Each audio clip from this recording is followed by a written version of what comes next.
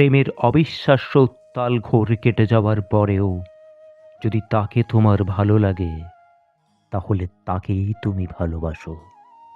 তুমি কি জানো না, দিগন্ত প্রকল্পিত করা ক্ষণস্থায়ী ঝড় থেমে যাবার পর যে বৃষ্টি ঝরে তা অঝোর ধারায় সারাদিন ব্যাপী ঝরতে থাকে। প্রেম তো সেই দিগন্ত ছিন্ন ভিন্ন করা রুদ্র ঝড়ের তাণ্ডব।